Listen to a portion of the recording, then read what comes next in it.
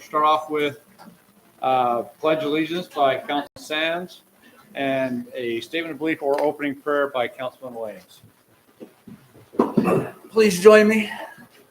Ready, begin. I Pledge allegiance to the flag of the United States of America and to the republic for which it stands, one nation, under God, indivisible, with liberty and justice for all.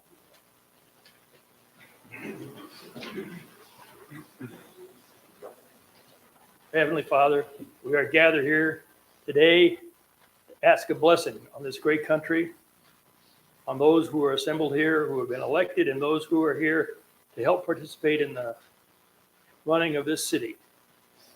We ask that you would watch over our families, and we thank thee for the water we are receiving and will continue to receive. It's great for our nation and for our country and for all of us here that we have some more water.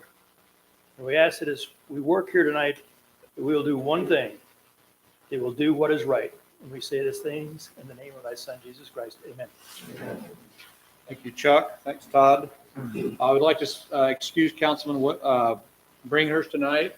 His daughter is off to college and they moved her up to Salt Lake. So he'll be back for our next meeting. But he took a box of Kleenex with him. I think she took a whole roll of, toilet paper. So Ty's wife is pretty torn up. Anyway. All right, we're looking for approval of agenda. I'll make a motion to approve the agenda. Second. We have multiple seconds. All in favor? Aye. Disclosure and declaration of conflict from council members and the mayor. I have none. Anybody this evening? I have none. All right, we will move on. We'll go real quick. City department reports. Mike, we'll start with you. Actually, Greg, hand him the mic and you can just sit there and do it. Do that.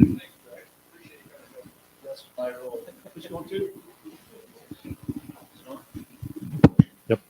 Good evening. Just a quick update on some of the comings and goings at the sewer district. We are currently continuing our progress up at Anderson Junction with our pump station. Contractor up there is waiting on a couple of supplies to continue with progress out there, but you've probably seen the big wet well that's been set. In the coming weeks, we anticipate tearing down the walls and the roof of the old structure we've stored and the old pump station skid, all the pumps and the backup engine. So things coming together there. Similarly, we have pretty well wrapped up installation of sewer along the bypass road. That portion of the project, as far as our portion, is pretty well complete, but we've continued to work with the developer. The pump station for the first phases of Firelight was delivered earlier this week, and that's been stored, and it will be stored until it's time for that to be installed at the new location once kind of the road work gets going for the Firelight phases that are out there. We also have completed our 30% design, value engineering, and progress on our Confluence Park treatment plant. We continue to work with both Tokerville here in La Verkin as well to develop long-term reuse plans. We were given and awarded a grant by the Division of Water Quality for 2.4, sorry. Well, I gotta back calculate our participation in that. So it's actually just under $2 million we were given for the reuse components of our treatment facility, which is the secondary filtration and disinfection components.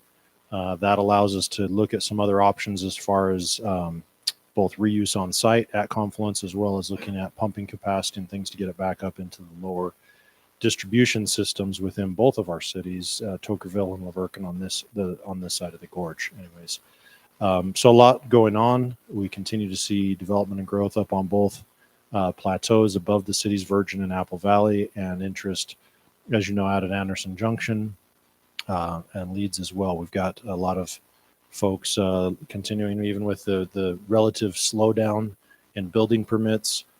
We seem to see general development still picking up steam as we see more and more subdivision approvals and roads, general sewer and water infrastructure going into the ground. So happy to answer any questions that you have, but that's a general overview of what's happening both locally here in Tokerville and kind of regionally in our 3 cities and the outlying areas. So any questions? Great. Thank you. Wish everybody a happy new year, and I hope you guys vote better than the nation's been voting for us lately, so we can keep going forward. So, we had a busy, some numbers for December. Had 22 calls over here in the big city of Tokerville, 18 medicals and 4 fires. So probably our biggest month. 2 canceled, and then 2 fire calls. I imagine probably alarms, fire alarms. Yeah. I don't remember any big fires yet. Had finished off the year with 4,827 calls. It was 4,500 calls last year, so we've gone up. Just talking to Mark here, he said he thought I'd retired. I told him I'm tired. Wished I'd retired.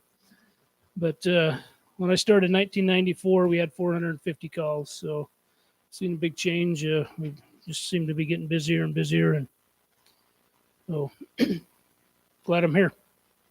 Sorry I missed last month. It was kind of crazy. So anything from me? Yeah.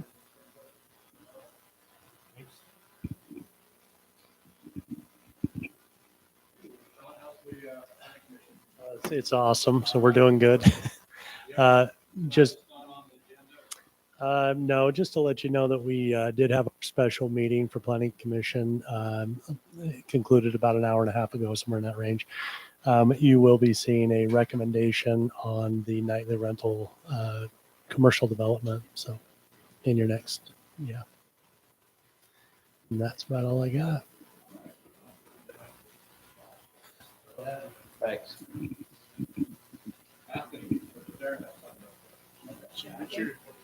All right. He does it we switch. I do it in council and he does it at planning commission. So we switch. Financial report, Kennington and Christensen is finalizing our audit. They're waiting on a couple things from Hinton Burdick, and they will be here to present at the next city council meeting. So no action or anything that you need to take on it, but they'll be here to talk about our findings and things like that. So at this time, 58.33% of the year has elapsed. We've spent 50% of the budget, so we're still under on our spending, so that's good. We are currently working on grants we're working on a BRIC grant, which is a building resilient infrastructure that will allow us to do the study that we need to get the funding for building trails down by Ash Creek and also clean out Ash Creek. So that's good. We worked with Rosenberg on that grant. That application has been submitted. And the water system analysis, Sunrise, is getting going on that so we can get the funding so we can evaluate our water system and get funding for water meters. So that's kind of where we're headed with that. We are also applying for an outdoor recreation grant that does land acquisition. They have a land acquisition component. It's through the state of Utah, but they're outdoor recreation. And we are looking at doing the recreation area up at the reservoir where the water district's building that. So we're looking into that as a possibility. Again, we received the technical planning assistance grant. Those funds have transferred. So our general plan is obviously well underway. We met with the engineering firm. We're scheduling an open house for our steering committee. So the steering committee will meet. We should have a date for that, and then we'll get in touch with everybody. Kathy Bentz is on that for the community. She's our community at-large member. So we have Kathy Bentz, and we have Sean Huntsman. Gary's on there from council, and then Darren and I are on that committee. So we'll have to get with Kathy and get that going. So that'll finalize that survey, and then we'll have public open houses. And so that's moving forward. Community report, the Westfield Park. They have finished the toddler playground. They've put the wood chips in there so people can do that. The shade structure, they've drilled the poles. They've installed those. We have the shade structure. Now we're waiting for the guy to come and install it so to actually put up the shade structure. We have the engineering plans back on that. And so that's getting ready to go out to bid to do that with the pavilion, the pickleball courts, and all of that. So definitely moving forward on the Westfield Park. Trail Ridge Estates Park, that update there, the Frisbee golf course from the Eagle Scout the Munsons that are working on that. We poured those concrete pads. We poured some of them on Trail Ridge Estates property without realizing it. So we worked with them, and they did not make us rip them out. They were very gracious, very generous. Lots of them that are on their board have been Eagle Scouts and saw the value in that. So they did allow us to do that. They've sent us a letter acknowledging that, saying that this is fine if it's there. So we have that in writing for the future, that's great. So that was really good. It's great when those kind of things happen and work out. So Tokerville Parkway project obviously still ongoing, and then just working out the final details to be able to award Phase B, finalizing funding on that. The Westfield Road extension is going to be completed by developers. That is scheduled to begin in the coming weeks. They are moving forward on that, probably February, I think, February. So they've got that. We received their insurance and stuff on that, so definitely moving forward. Holbrook Asphalt will begin crack sealing in January. Council approved that, so you'll see them around.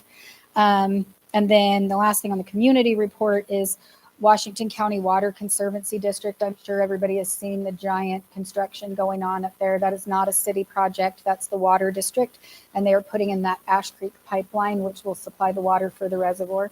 And so that's what's going on at Anderson Junction when you see that. That's not a city project. It's a water district project. And then, we're working with Sunrise. They are GISing our cemetery so that we can actually have accurate records that show us exactly where everyone is, how many burial plots that we have available. So that's great. Civic Plus, we have a demo scheduled with them they are going to do our city website. That's been ongoing. The people that just did Santa Clara's are too busy. They're still buried under work. So we're going to go through the same people. I went through this with the mayor, the same people that did Highland City. So if anybody wants to see what ours looks like, they're going to clone Highland City. So it'll be really beneficial. If any of you do have the opportunity to look at Highland City and you see anything else that you have any feedback, now would definitely be the time to look at that and let us know. So we're open to that. One thing that they wanted us to report on was just Nephi's Twist, to give an update on that. We actually met with the developer's representative for that area, for Mesa Views and up there. And we've got the development agreement, and that's actually being reviewed. So we're just going through that to kind of see what can be done or what can't be done. And then after that civic review, we rolled out that, and we did a little bit prematurely. Not all of the information was in there. And so it started emailing people asking for information, site plans and all this stuff automatically. So we've actually pulled that off. So, and yeah, business license renewals. So we are working through that. Ruth was on a training today for it, and we're working through that process. So still a super great thing. You can still get on there and do your dog license, reserve town hall, reserve the park. That's something new that we haven't been able to do before. So that now you can get your dog tags or do whatever you want. So anyway, city events, we have no actual city events until March, unless they end up doing Miss Tokerville in February. They've talked about it. We're waiting to hear back. So it would be Miss Tokerville in February if they do it. Then we have baseball in March, and then the spring social that we do would be at the end of March, and then Easter in April. And that's kind of what we have looking forward. Levi Savage thing then. No, that's going to be a separate dedication. They want to handle that separate. So we'll be down at the Center Street Park again. We'll do like the cookout, the hot dogs, all of that. So, but they're going to get back to us with a date. So, yeah. I'm sorry. We have a lot going on. Okay. The farmers market doesn't start till May. May through October. So, yeah. Across America, well, great. Well, I think Greg was going to do it.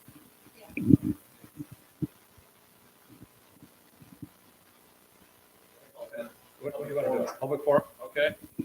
All right. Well, we're going to go to our presentation part of this meeting then. We're going to first hear from Mark Kerr. Yeah, I'm here, about my water and potable water and whatnot. But first, I just tell you who I am in an intro. I'm a child of our Father and Creator Yahweh, and I go by moral law, natural law, and common law. And this attorney over here, who do you represent? You don't represent the people? Yeah, the city is a representation of people. Yeah, but do you represent the people themselves? Who pays you? The city. The city pays me, but the city receives funds from the taxpayers. I'd like to kindly ask you to leave outside the building, No. because you're here representing the city and not us, the people. Yeah, the presentation, you have no demands. You're here to ask us or tell us something, but no, the attorney's not leaving. Okay. And I copyright my photo play images and my sound and everything. So anyhow, so that's a denial, and I'll take that into consideration. I would like to leave. Anyway, we've had a water issue down at our place in Shangri-La for 9-10 years, ever since the city decided to put in a meter they call a master meter, and use that as their stopping point for water. So over the years, I've been associated with that cane since 1975. I first came into there on my little dirt bike, a Hodaka, and it used to be fields all the way down to the Virgin River. And I worked for John Crom out on the point. I worked for Flora Dorius and for her sister, Pearl DeWitt, over the years. A friend of mine dated Flora's granddaughter, bought some property from them, which we currently reside on. And that was in, I believe, 88. We took care of animals there and started residing there from 1985. From 85 to whenever this master meter was put in, we never had an issue ever with any potable water, pressures, anything. And Doug Gubler in Laverican contracted with Tokerville, and I think he was hired here too. Anyway, he'd come down and service the lines and take care of them and whatnot. And the lines that serviced that came across the natural land bridge. Most of it was all galvanized down to the saddle heading out towards John Crom's old place, which is now Dean and Roberta Haymore's. And they had valves there, and it all went on down and serviced the little yellow house, which is currently where Bob and Patricia Litchfield used to live. And Tyler Olson lives there now. And then it went on down over to the creek side and had a stub there. And it sat that way for years until my friend bought it and then installed a meter there. So anyway, from that point, from when this master meter was put in, and Tokerville decided to cleanse its hands of this problem area, which, by the way, twice has been annexed into Laverican. And they never had a problem or an issue taking care of it, which the land, both on Ash Creek, on Tokerville Estates, and in Shangri-La, was owned by the Norlander family, which Pearl DeWitt and Flora Dorius were Norlanders. It was bequeathed to them. And John Crom bought from one of their brothers. So anyway, after that meter got put in, the master, what you're calling a master meter, we were never given any consent, or we never gave our consent of it. We were never given any notification that it was ever going to be done, that there was any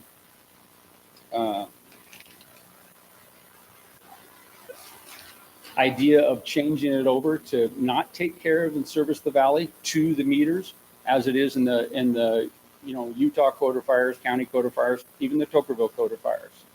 And looking on the site of the American Water Works Association, and also which is AWWA, and the Rural Water of Utah, and talking to numerous different towns and cities and their water masters and water people and public utilities, I'm liable to my meter that I pay a bill to. And then Everything on my side, I take care of it. On the other side of the meter, I'm not supposed to touch. And somehow you guys divorced yourself of doing that. Not you guys, but the town. And there is a few of you that have been here. I've spoke here before, like 3 years ago. So anyway, from that time, we always had problems with the water. And the workers of the Litchfields were entrusted with being the keepers of the lines. And I believe unlawfully, because they had no other choice. And I'm thankful for what they, took care of it and stuff, but they're not certified to do that. And they made a lot of repairs on a system that was old. And also the line that originally came down there, we had a issue that presented itself when you guys sold a water meter and a water hookup to Dean and Roberta Haymore to take out the point, and would not install the line for them or put it in, or even oversee it or verify of the job. So anyway, and also I understand from Dean Haymore, he paid Ash Creek Special Service District quite a number of thousands of dollars, I believe 92 or 93, he said. And you guys or the town of Tokerville, 23 or 24. So he had to install the line himself, and he had Brad do that, which did a great job. But in the meantime, he broke the line some 10 to a dozen times, and I was up there quite a bit. I tried to get a new line put in. Lance Gubler tried to get it okayed. He had it okayed. I went over to Schultz's, and all of a sudden it was denied by Ty Bringhurst and the city attorney, which Lance would use the city attorney on me a lot, saying that I was told not to talk to him and talk to the city attorney, who is the corporator, and I appear here before just as an organic government and the original intent, instead of Tokerville City Corporation, it's just the town. And we're losing our freedoms in America all over because of this corporate structure, and also because of fraudulent money. But anyway, back to the water. So that water line he put into Dean Haymore, bedded it good. I couldn't get any traction from my neighbors or anybody. I couldn't afford to put the line in myself, but I had offered to put it in, provided they pay for the materials. It was declined. So from that point, our water completely clogged up and didn't work for 3 days at all. And over the course, we'd get it working a little bit. Brad tried to get it going by back flushing it, do a couple things. So over the course of 6 months or so, and that was in January of 2020, around July, it came to a screeching halt. And I came over here several times. I talked to the water master, which is Lance, or whatever title you give him, and to Lynn Chamberlain. Then on a Sunday morning at 9 in the morning, they show up and they put a line in from Don Lundberg's old hookup, which now Ray Bentz now owns, and he was kind enough to allow them to hook onto it. And they ran a line of blue water service line on top of the ground, some 650, 700 feet in length. And they did not meter it or nothing, and they took my meter. And I'm like, where's my meter? It's in my saddle, my brass meter. And that's another thing about the brass meter. We got water bills for years and years, and I'd go over there and look at that, take that lid off there, and unbury it because the Litchfield would dump their brass there on top of it. But anyway, or the workers. And I looked at it, and it's covered with dirt.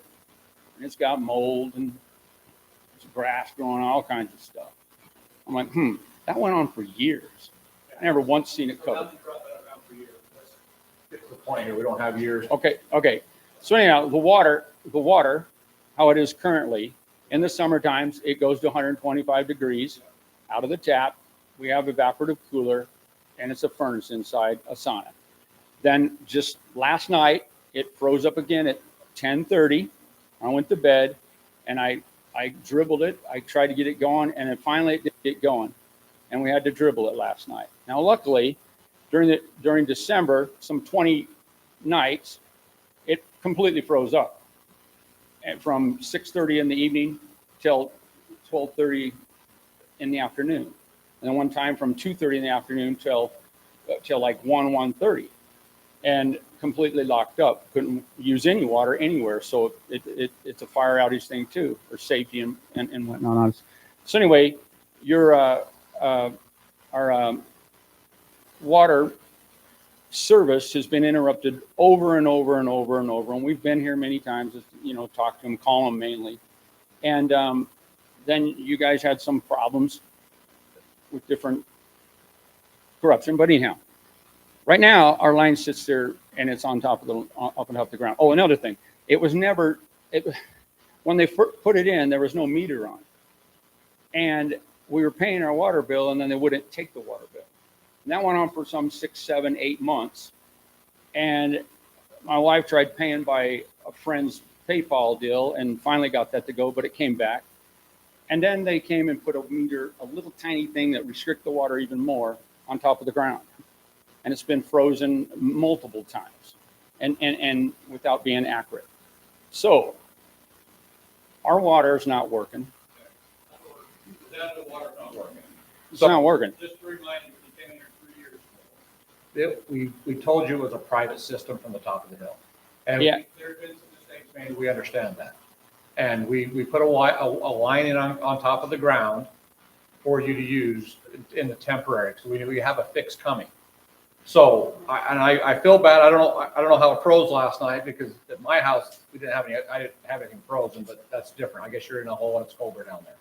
Well, the weather station's on the hill up here, and it runs anywhere from 4 to 8 degrees cooler down there all the time. Private line, you could have insulated this line yourself. This is not our water line. Okay, we put it in as a favor to you to get you water. This is a private line from the top of the hill. Right? So. Okay, it's not a private water line. No, you guys assumed it as a private water line. Here's the deal. The Litchfields bought from multiple landowners, okay? So you've had, and I can name them all, from the Goodwins, the Robertsons, the Lundbergs, to Clark Ashby, Howard Ashby, and everything. We always had no problem. They always were service clear to the lines. And you guys come up with some deal to wash your hands of taking care of it because it was a bad system and an old system. It was an old system and everything, but still the water originates from you guys. It flows from you guys. And there was a deal made with the Dorias to give up the spring water from Shangri-La Spring, which now has been sold off to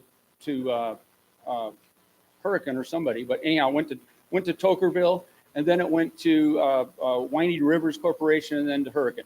And they got Elam Valley and everything runs off of that water from Shangri-La Spring, which we get no potable water. And by the way, they run it out until the creek is dry for 2 or 3 months. So I'm not here to argue. I'm here to tell you that the provenance on it and the grandfatherness of it dates back, clear back 80 years. And this water issue has been something that you guys want to divorce yourself up and not take responsibility while you'd make all this development of the town where you can get the money for servicing and stuff on water that actually belongs to the earth and to the people. And you want a service for it. And then on top of that, you don't want to take care of it? I know what you're in the process of doing. I was told when that blue line went in that within a couple of weeks, they would work on my line, my existing line, take off the saddle and flush it out. And it hasn't happened, not once. And it needs to happen. Because you guys, according to everything I've looked at in your codifiers, is to the meter. It's to the meter. No, to the meter where I get my water from that I paid my bill on before that meter ever existed. Decades. So how you can't think that somehow, hey, we're going to run the town, we're going to save us some money. You know what? We had Doug down there doing it, which he got fired over, I guess, or something over the town. And we're going to have someone else do it. And then on top of that, you're putting a new water line in, and you bypassed us and not put in a fire hydrant or even a 2-inch line, because our lot's, 1,800 feet. We need a 2-inch line. We need a fire hydrant. You got one on the whole project all the way down through there for all the other residents. but not us. And the state guy said, oh yeah, you guys will be taken care of. And I don't know if he hasn't talked to you. I think his name's Dave. But anyhow, we just want to be treated fairly. We want to have potable water. And I'm going to give every one of you a challenge. You go home tonight, you shut your water off, tell your family that ain't going to come on till 12:30. Put some water away so that you can use the toilet and you can use the shower when you need to. Because coming here and getting this runaround with corporate stuff and trying to save yourself some money when you don't even treat your people right, and you want to usurp that canyon, when in fact this whole town don't have one darn business on this state street, yet they want to put businesses all down through freaking Shangri-La with our water that we should be getting. And the whole Shangri-La should never even have a bill because that water was given in honest perpetuity to have the services down there. That's what it was all about. That's why they even gave up their spring rights and gave it to the city for the use of the city, for the people of Tokerville. And now it doesn't even get, not even one drop. And then the creek dries up for 3 months. It's like crazy. So anyhow, and then another thing, when they had the flood too, no flood, the county didn't come over here. They took care of Santa Clara and all that other stuff, but they didn't come over here. And so anyhow, the water, I want it restored. I want it potable so it doesn't come out green, yellow, brown like it did for the first 4 months after that job was done. And this new line, we need a fire hydrant and we need to have a 2-inch line for secondary fire because our property goes 1,800 feet and it's up above the tree line and the floodplain to put a house. And a 2-inch line, from what I'm told, with the proper fire cannons, we can put a fire out. So, and not to mention me being first line defense of any fires, because there's a lot of weeds down there and a lot of stuff that grows. So anyhow. And I'm grateful for that. I'm grateful for everything happening. When I built my house, I put my own fire hydrant in because that was code. So when I built my house, I was required to put a fire hydrant in. So I paid for my own fire hydrant. So just so you know, as a citizen from Tokerville, the city, we're not doing this to save money. We're not, if you have a bad water system, it's not because we're trying to save money. We're trying to do what is right for the entire city. So we are working on a new water line for you. We're not ignoring you. But as we've been through many times with our legal and with the way that water system was done, it is a private system. You can tell me it's not. We're not going to argue anymore. We're done for the night. But we are working on a water line for you, and it will go in as soon as we can get it there. So in my opinion, if I've been living with a 3-year water line on top of the ground, I personally would have insulated that. So it doesn't get too hot, it doesn't get cold. So that's my opinion. I've done a lot of things for myself that I do to make things for myself better. I've done a lot of things for myself too, but the city has a responsibility. The way it's legally written, and the way that water system was, he correct me if I'm wrong, it is a private system, and we legally shouldn't have even put the 2-inch water line on there for you, but we did that to help you out. This is true. So it would have been easier to just take the saddle off and clean it out. And it's not a private system. It never was. And we were involved. Look, I understand. we were never given notification of you guys divorcing yourself of it. We are in working on a whole new water system for the bottom of that. And by the way, I'm available to talk to at any time. And I have an open door. You can come talk to me and whatnot, and I wish you would. And I'm grateful for Darren and the rest of the crew getting in and listening to us about our problems and stuff. And I appreciate you guys too. But I know that you want to reduce your liability and whatnot. But the deal is, it's still to the meter, and we paid a bill for decades before that was ever done. And LeBurican serviced it. Even when Doug worked for you guys, you serviced it. Okay? So I need a fire hydrant, 2-inch line, and unclog the line. What? Okay. So, all right. Our next presentation is Lane Garner, and a report on our turkey trot. Lane, grab that mic.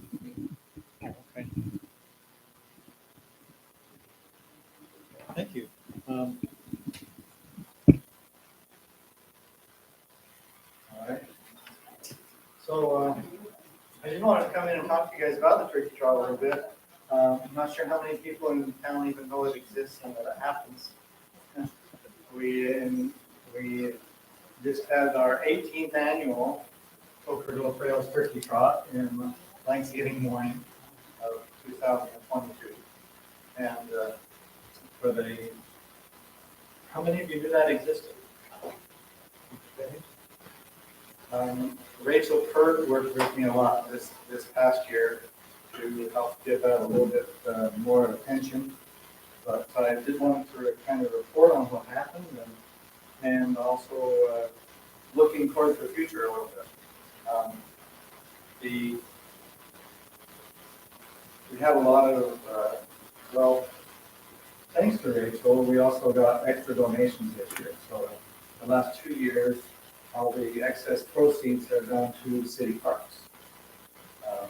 In 2021, that came to about $400. I don't remember the exact amount. This past year, 2022, that well, from the participants, that doubled to about $825. And then there was another $1,200 that was donated from companies to get their logo on our t-shirts that Rachel arranged. Rachel Pert arranged for that. So I really enjoyed working with Rachel. She's great. She was great. We miss her. And, yeah. And so part of one of my questions for you guys is who's taking Rachel's place? Afton. That I can work with. So I'm gonna fall to Afton. Yeah. Okay, I'm not sure. Well, we're talking about something. something. Would probably happen. Yeah. So there's we try to keep it fun, make it something the community can enjoy. And we try to keep it inexpensive because we want it to be a family event. And so we really don't charge very much. The entrance fee is $20 per participant. We're trying to keep that real low, which is a bit of a challenge because we kind of need some money up front to pay, you get t-shirts made and all that kind of thing. So we're really excited to work with Rachel and get some of these other corporate sponsors. So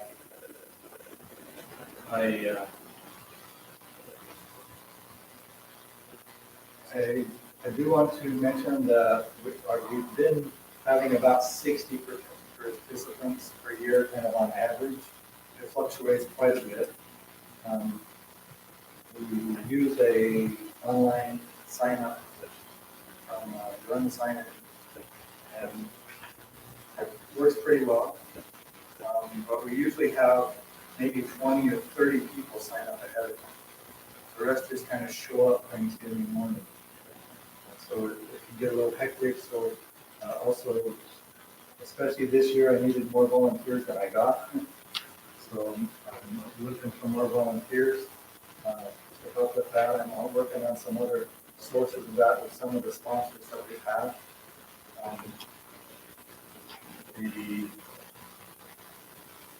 But I do want to keep that cost low if we can, just to encourage families to come out and enjoy that. A lot of people have a lot of fun. I think it's great. This next year will be our 19th annual, and it will again, we do it every Thanksgiving month. So that would be the 23rd of November this year. The concern is our course that we've been using every year goes right out and butts up against the new bypass road. It doesn't cross it, it just gets right next to it. So the concern, of course, is as that development continues and new housing goes in. I actually talked to when 2 years ago, when they did the big presentation out in the park about the bypass road. I talked to the gentleman there who was doing the presentation, and he thought that they could make, what's the right word? make trails and so forth through the area, that we could possibly continue to do the turkey trot. So we probably help from the city in talking about that kind of thing. Where the future trails are gonna be, and, yeah, that's part of their development agreement, they have to put trails in and stuff, so. And other considerations are, we could move it out to the other park and we go up on the BLM. But, We're working on that, see if we can get Nephi Twist open, so that's another, So that would be Nephi's Twist open. I actually don't like that option because that's actually a lot more steep. up and down, right, this Would be a lot is still a harder. better location over here, so. So All right, well, those are just some of the things I'm working on. perfect, I think we can get together long before November and get a route, if we need to modify the route somewhere, we can get together and figure out how to do that, so. Yeah, I don't think that'll be a problem. So, and yeah, the trails, there won't be any new trails built by 2023, I'm pretty sure of that. So, but we can probably, we'll see, the road will be open Well, that's what I was hopefully by thinking, we may then. be able to use the same exact. road Right, yeah. 2023. But in the future, we'll definitely have to keep that. I love the turkey trot. I'm glad that you guys do it every year. I hope it grows bigger and bigger every year. So we appreciate your help. Yeah, and if we'll find, we're trying to figure out who's going to take over parties and stuff. So And one question that we had is, are you open to expanding that from the trail run? A lot of people were like, oh, it'd be so exciting, we want to do it like 5K or like push the strollers. They can't participate because it's two trails. Are you open to having, like, I mean, we have a conversation maybe later, but are We you had a open to conversation about expanding? that. Most of the people that actually come and run it do it because it's kind of fun and challenging. Could you just, would you entertain two parts to it? We could, we actually currently run two races at the same time, but they're both on the trail, so the short one and the long one. We run those simultaneously. We had people So we that said, could, oh, yeah. our family's in town, we could come and do that, we could go on a walk in the morning, but we were like, no, it's not a walk. This is running through the trails. Yeah, So they were like, well, that doesn't work for us. for strollers." So yeah, we're just wondering for if that's strollers, something we discourage people from taking dogs. Yeah, and so there's kind of some things like that, but either Yeah. way, we can talk Concern about for that. that is, of course, then if we're going on city streets and we may have to involve police and, blocking streets and so forth, which we try not to. perfect. Yeah, if there's anything you need, Blaine, just come in and Blaine, and we will help do whatever you need. We will work with you as best we can. But we appreciate all the hard work you put into this every year. And, it sounds like you made us a little more money this year, but we will definitely earmark some aside. So you can order the t-shirts early. I mean, Afton, I'm sure we can, Yeah, we've got people that help you. It's- Yep. We have a Yep. committee that. we will, We've got- more than happy to keep this tradition going. So, Thank you very much, really appreciate that. thanks, Lane. Thank you. All right, we're moving on to our public forum portion of the meeting. If it's on the agenda, we don't want to discuss it. So, but anything else you guys would like to talk about? A reminder, we have a public forum on the first meeting, but not the second meeting of the month. The second meeting of the month, we'll leave it open so we can discuss items that were brought up in this meeting. So if you would come to the microphone and state your name and address, and we will get into the public forum. Thanks, Daisy.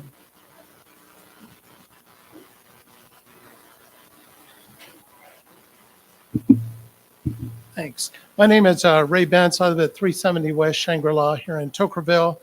And I just wanted to make a comment. Some while ago, approximately a year, I talked about the need for a plan for emergency preparedness for the city. We've just witnessed what happened in Buffalo, New York. And they actually did have a plan. I checked into that. We have to ask ourselves, our first responsibility, I think, as a city is the well-being and safety of its citizens. And we spend a considerable amount of time working on bypass roads and other things. But should something happen, let's say the lights went out tomorrow at 5 for 6 months, what would Tokerville look like? What would happen here? I mean, it would just be utter chaos. FEMA has said that should we lose the electrical grid, that within 1 year, 90% of the population would be dead. most of this in the first 3 months. When asked how likely is this to happen, the head of FEMA said it is inevitable. Now, even if it's not nationwide, even if it's just in one locale, you can have a disaster that's so big that other authorities can't help. We see that in hurricanes, Hurricane Katrina. They eventually can get there, but at the loss of lives. So there are many of us in this community that believe that there is a plan. I've checked with the LDS Church. There is no plan there. And, but I would be willing, as well as many others in this community, to work with someone on the council to try to come up with a plan that I think we could do something. This city is small enough to be able to do something and very effective. So I just want to bring this to your attention, and it is of a concern. No one is saying, from what I'm hearing in 2023, things are going to get better. Everything seems to, I mean, we got Russia declaring war, China, everybody else. So I just think it's prudent that we come up with some kind of plan. Thank you. Let's put on next agenda. I'd like to have a discussion on this emergency preparedness. So let's have a discussion. Thank you. Lynn Williams, 1075 East Ramos. A little over 6 months ago, I came before the council and requested a letter from concerning Nephi's Twist. I was told you'd get back to me. Well, the back to me part didn't make it. I understand you can't respond at this stage. Just point at the individual I need to see, and I'll take care of the rest of it. Now, don't ask me that, because that means you have done nothing for 6 months on it. Okay, the request was you write a letter to me and anyone other citizen in the area that in the city's opinion, Nephi's Twist should not be closed. I have that there. So, okay, go ahead. Well, the city must have an opinion on this if they're willing to. So I can actually give you an update. That's what I was updating on earlier. Okay. We met with. This is an update on the letter. This is an update on where we are. I know where you are on that. It's going to, 6-8 years down the road, we'll talk about it again. What I need is something to carry in my pocket. Now, is the city willing to do that? It's a yes or no. You have a problem with saying that the city has the opinion that Nephi's Twist should be open? Mr. Attorney? I mean, I'm happy to render an opinion to the council, and the council, if you guys want to make some affirmative statement that you think that it should, and that's fine. But I don't write legal opinions for individuals. No, I understand. He can have his own legal counsel research the issue and write a legal opinion if you'd like. Well, I've already done that, and they say it should not be closed. I need something from the city when I get caught on the wrong side of that gate by the big guy wearing the badge. I don't want to stand there with my finger stuck in my ear. I don't know if that was. Cities, I sure will help, trust me. civil dispute, and, I'm not. It'll probably keep me from getting a trespass ticket. Okay, so we're back to the thing. Are we willing to write the letter or not? No. You are not willing.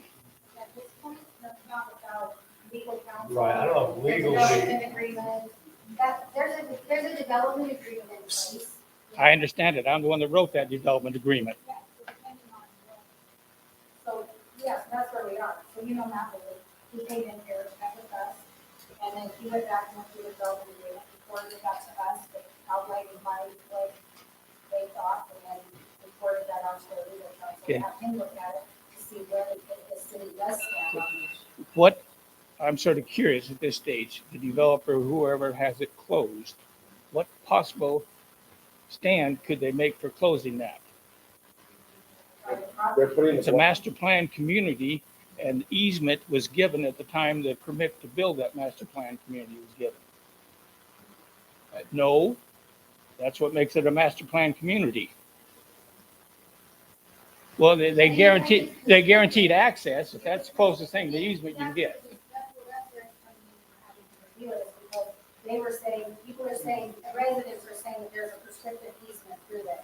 They are saying there was no prescriptive easement, there was never an intent to have, so that's why it's a legal counsel. If I'm not mistaken, the statement even specifies Nephi's Twist and other ATV trails, that they would keep the access open. You're saying that's in the development agreement? Yes. In the development agreement, yes. That's not a development agreement. They will dedicate trails as identified in their final plats. There was a final plat showing phasing of the development, and it shows Nephi's Twist right on the plat. But they're saying they don't have to dedicate it until they build the phase where the blockade is, and they're choosing to not build where that is, intentionally trying to block, keep the blockade up. Yeah. So the city gave them certain benefits for the master plan community, one of them being smaller lot sizes, et cetera. And now you're saying that, well, we're not going to build that portion, so we're backing out of all those agreements we made with the city? That doesn't even make sense. To the city as they brought the phases in where the trail was located. You're saying that's what the development agreement says? Well, it stays with the rules and regulations stay. Our opinion is that it doesn't mean it's always been intended.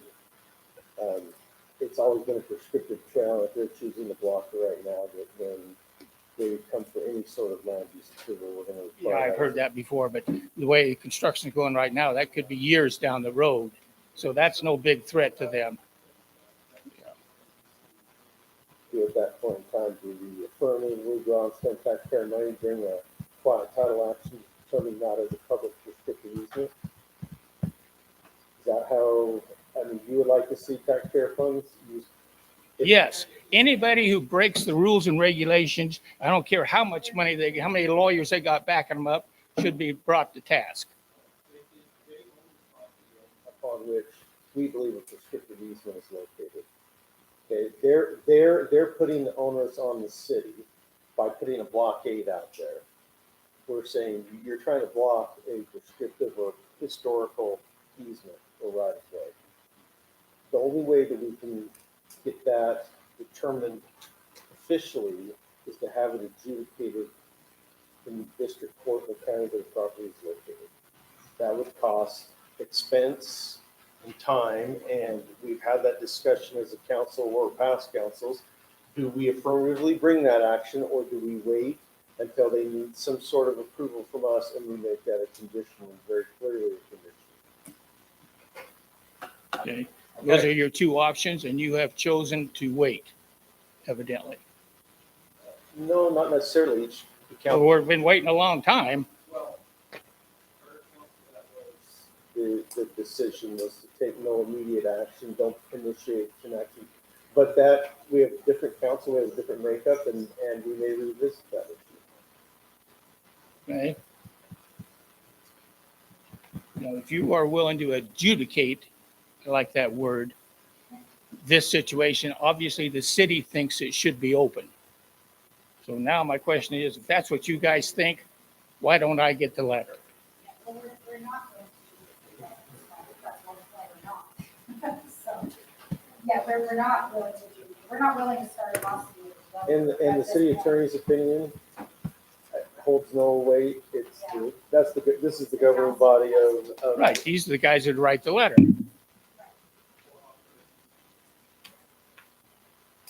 Okay? And you say because no immediate action is planned on to be taken, I don't get the letter, we don't get the trail, we don't get Jack. We're gonna put it on Let's the agenda. put on the agenda for And 2 then weeks. they We'll can- discuss it. So what you're doing right now is a public forum, where you want you to speak, say what you'd like to say. Okay. And then what happens is now, they'll give direction to Daisy, she'll put that on the agenda, and in the next city council meeting, they'll take action. of the discussion and possible action. on I think the- action's a stretch of the word by the, okay. Possible action. Thanks, Lynn. Possible action. Now that'll scare them. Now we're getting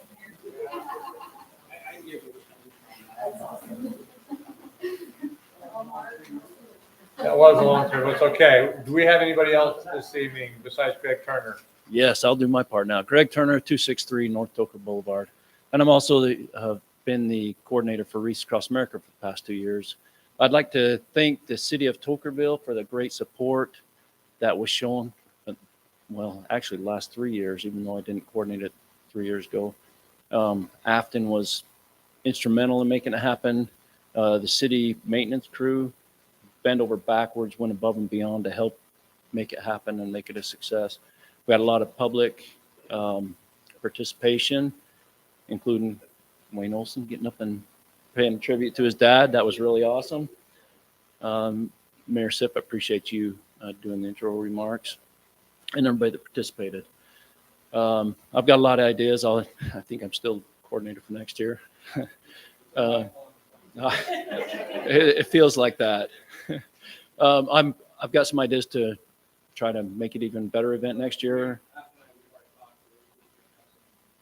Repairs and some maintenance and some stuff down at the cemetery to help facilitate. Yeah, I couldn't be happier with the outcome. And the thing that really makes it a success is the attendance of the citizens, and it's just increased year over year. And we had, I don't know, 150, maybe 175 people. Yeah, that was my guess. Yeah, it was pretty good. Yeah, despite being a cold December morning, it was not windy. We got lucky again this year. Yeah. It really is. It's my pleasure. So since you asked, yes, there is. So there's a window of opportunity that goes from December 17th to January 17th, December 17th being last December, to this coming January 17th. The city of Tokerville in the past 3 years has been generous enough to support and sponsor the wreaths. They've purchased the wreaths for the city instead of having to ask for the citizens' private donations and trying to make it happen that way. Between that window of opportunity, we have the opportunity to purchase the wreaths at a great discount. Basically, you buy one, you get 3 free. So what would cost roughly $2,000, we can get for about $800. So what I'm asking is this, if Tokerville would like to sponsor again for 2023, I would need funds no later than, it has to be postmarked January 17th for me to send in for these wreaths next year. So I'm going to say yes. Okay. So are you okay with me just getting with Ruth and Afton and getting a number and getting a send off? Okay. That's great. That's appreciated. Yeah, I think it's just a great overall show of respect for the veterans that have lived and are now buried out in Tokerville Cemetery. So thank you very much. It's just great for everything. It's an awesome program, and I appreciate you very much for taking the time to do to put that program on. Thank you. Thank you.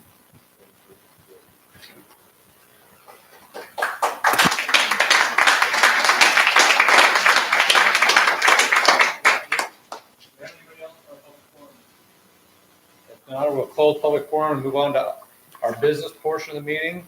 Item 1, discuss and possible action on ordinance 2023, water use and service to update wording from building inspector to water superintendent. So in that ordinance, it talks about the building inspector inspecting, what was it again, after the, We need to update on the word. yeah, We need just to update the words to say. just water and And it superintendent, needs you're to right. have utility clerk, and then it needed to just change the word. The building inspector, the water. Exactly. We want the water inspector to inspect that, not our building inspector. Right, and he drafted one, I mean, we. Yeah. So super simple. I make a motion to approve business So- item F1. Gary's got a question. Just what's the difference between the utility clerk and the water And superintendent? no, Who's in the doing it? original, it said it would be done by city recorder, and it needs to say utility clerk. And then this used to say building inspector, and it actually used to say water superintendent. We have It names actually does attached. it as JD instead of Yeah, that. we You have, don't want to put names in the ordinance. So- Right, but I was just curious. So, yeah, But yes, they used to be John Poster, and now it's JD. For both. No. For the water superintendent. Superintendent, Or yeah. the recorder was Daisy, but utilities clerk is Ruth. Okay. So we have to get the right, this just needs to match the right. Gary, the way Got it's written, it becomes a duty of the recorder, and she's got so much to do. We have this position. Things have kind of changed over the years since this was first created. We've added a new position, and so we think it'd be better, instead of saying that it is the city recorder's responsibility, that it can be a utility clerk's responsibility, so that she can delegate that off and it's properly done. And now, when we used to have a building inspector do this type of stuff, we have a water superintendent who should be going out and inspecting and doing that. So we're just trying to bring, this is some suggestions that were brought up by staff that make our ordinances in line with what we do day to day nowadays. I second. Any more discussion on the item? All in favor? Aye. Item is approved. Item F2, discuss and possible action on ordinance 2023 RV ordinance to create standards and requirements for recreational vehicle parks. These were just updated changes based upon improvements that could be made in that ordinance.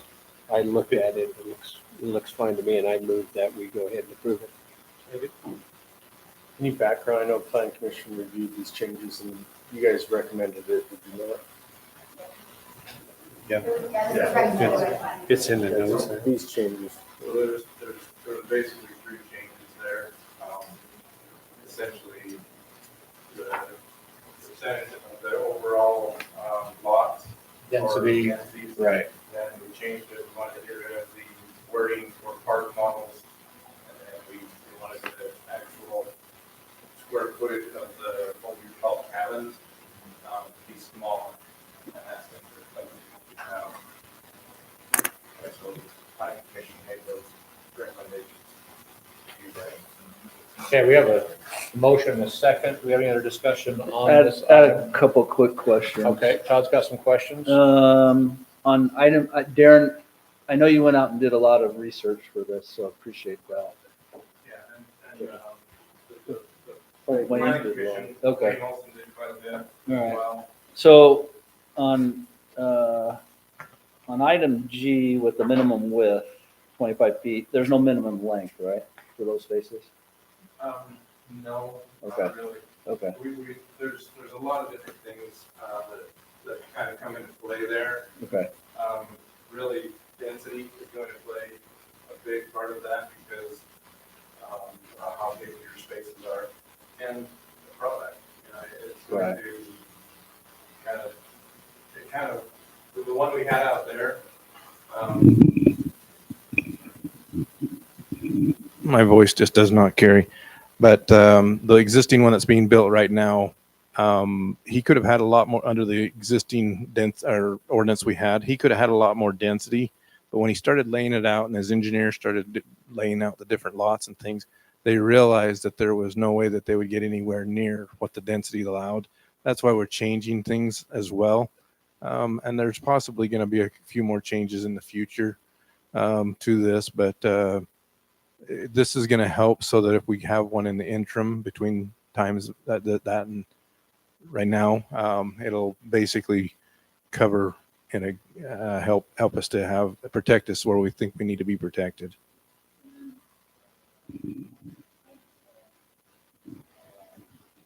That's a certain. They shall provide a dump station for dependent recreational vehicles. So that's a separate dump station aside from the dump stations that are going to be at each individual space, correct? Correct. Looking at the Utah Health and Safety and stuff, it talks about for the dump station, they have a curb concrete apron or trough to collect. Yes. Seen some RV parks where they have that on the individual spaces too. Is that something that we should consider or needed to be considered? Do you want to talk to that? Well, So the current RV park that's going through right now did not have to apply to this ordinance. So this ordinance is new to the city. Right. As far as the building standards, they did have to comply with some of the, I can't remember how the motion was made, but I think they had to comply with some of the new portions for the nightly rental. But as far as the development standards, this current RV park didn't have to apply to that. They went through the commercial site plan and a couple other items. This is for going forward. Okay, so going forward, is Going that something we forward. would want to consider then for the? Yeah, I think so. And in fact, we're already looking at a lot of things that we need to change in this. Just as an idea and a thought, you said it's 25 and there's no length. Just to give you a little bit on their design they have out there, it's 34 feet wide and they're 85 feet long. So that's what they're going with. So there's some things there that we need to clean up a little bit and fix. They would have to have longer spots regardless. Yeah. The density controls it. This won't be the last time you see this. We're going to be working on it. Exactly. That's why it's here now. Yeah. Yep. There are some state regulations that have been RV parks. Right. They require that skirting that you're talking about at a community dump station, but they don't require it at individual paths. It's definitely an upgrade of the amenity, and it might be something that we could or should think about requiring as we're making some additional amendments to it, but only when it's a community-based stuff. Okay. Right. Have the skirting. Yeah, that's what I saw. Okay. That's a good idea. Maybe we can go beyond state laws if we want. Yes, we can be more restrictive. Exactly. So, okay. But in the meantime, we need to get this passed. So if we have something coming tomorrow, then we have at least something to start with. So. Okay. Okay, we do have a motion and a second still. You guys want to recall your motion? We're still good? Any more discussion? All in favor? Aye. All right, discussion possible action on establishing business license fee schedule and renewal rates. After you got this, anything there we need to, it's pretty straightforward.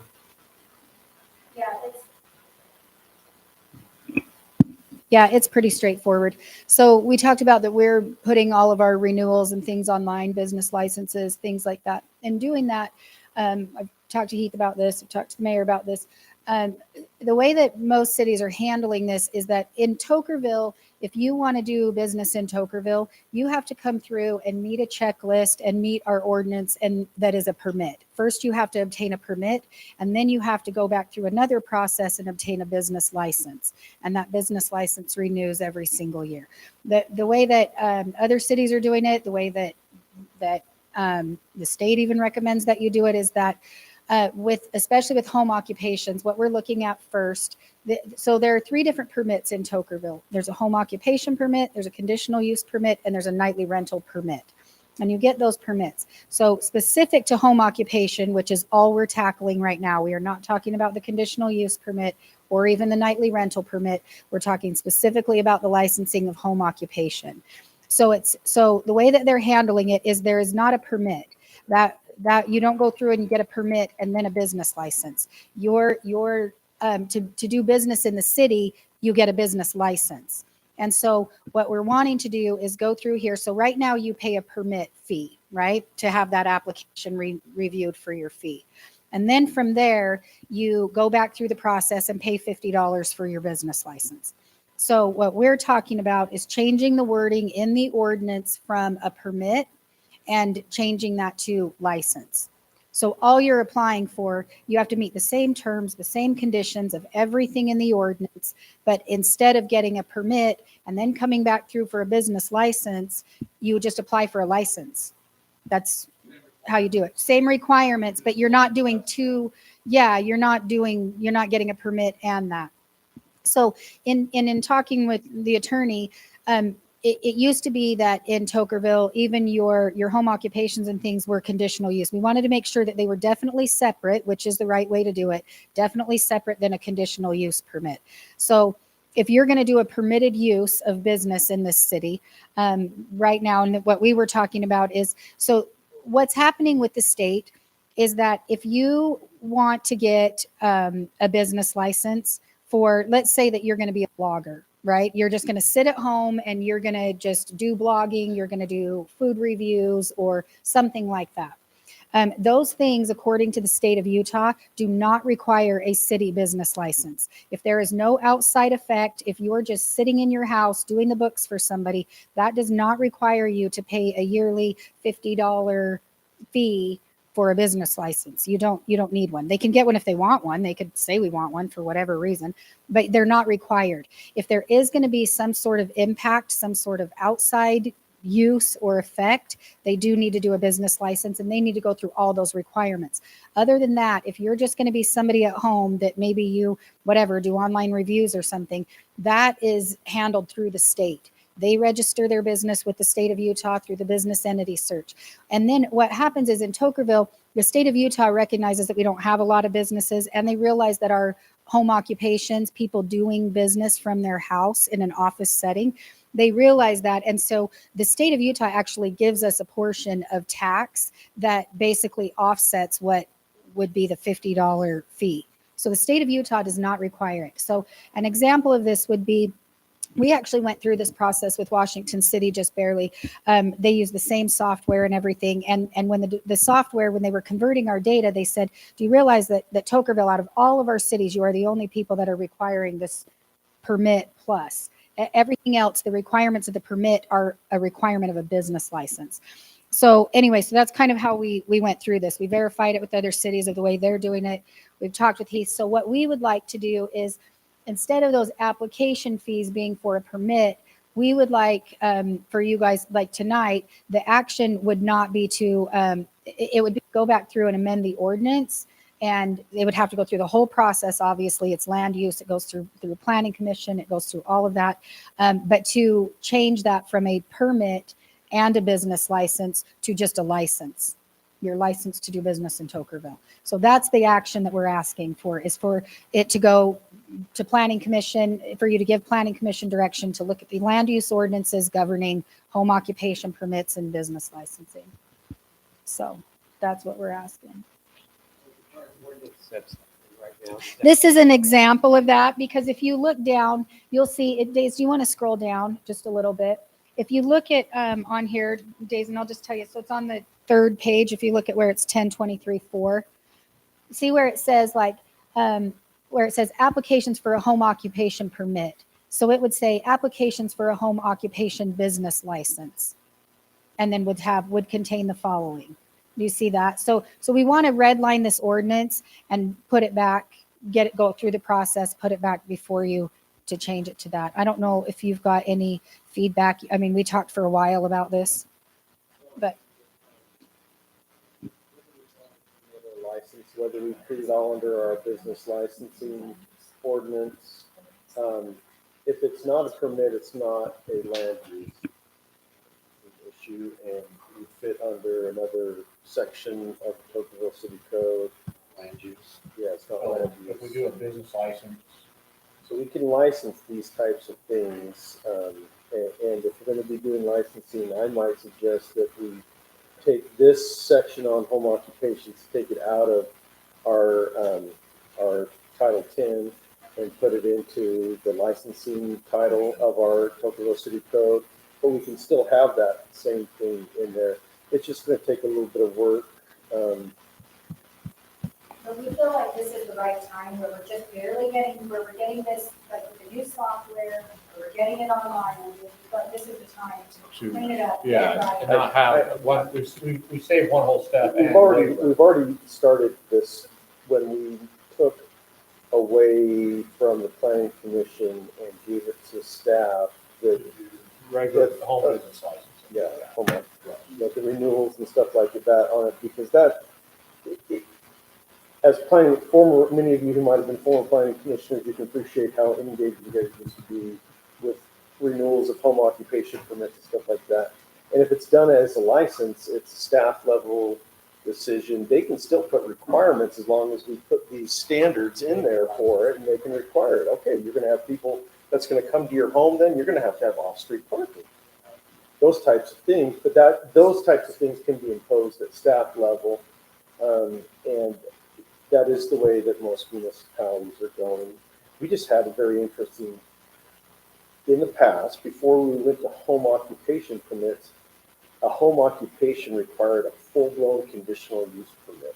And those, with the way the state law changed, now they do, conditional use permits run with the land. A person can sell it and they still have the same right to do that use in that property runs with the land. And so we don't want that type of thing. So we went to home occupation permits, which had to be renewed. And so that it only stayed with the person who was in the home and using it for that very reason. But now we're learning, and as we've had staff grow, that this might be the better way to do it. Go right to a license. Straight licensing. You can still, have to renew them, and item Right. B still says, proof that the home occupation is state licensed or exempt if applicable.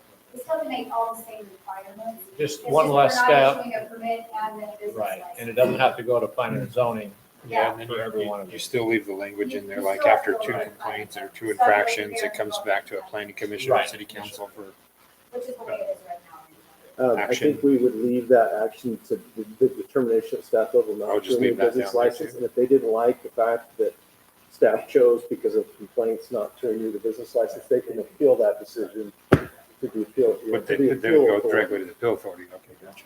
That's even better. Yeah. So, Yeah, then- Okay.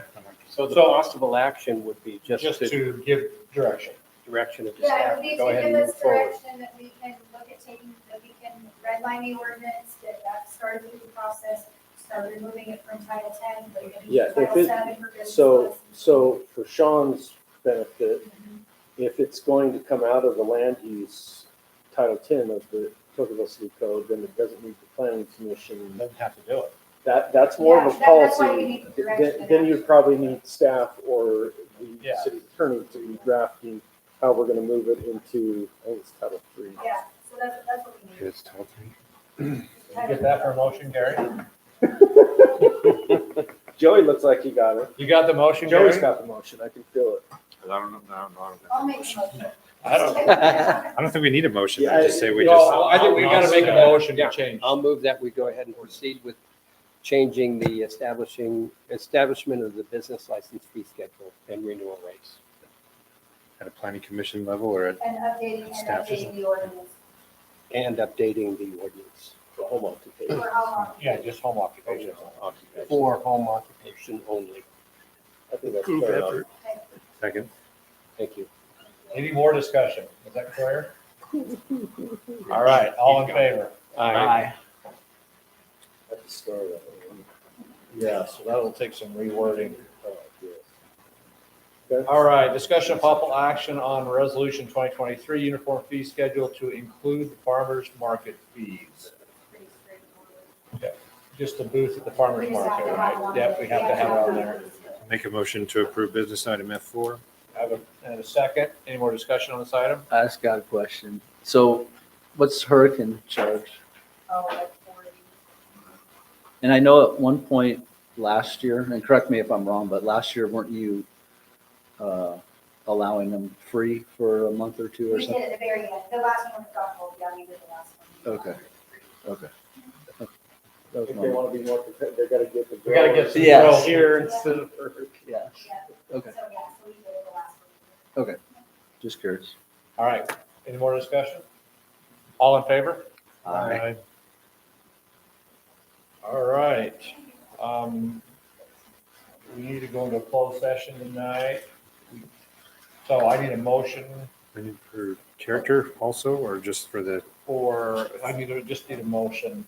To discuss the. Yeah, make a motion. Make a motion. Yeah, to I need a discuss motion to do this. Purchase, exchange, or lease of real property, including any form of water right or water shares, and also relating to the personal conduct, personal conduct. Character and competence. So moved. I have we have a motion and a second. All in favor? Aye. Thanks for coming, guys. We'll see you in 2 weeks, if not sooner.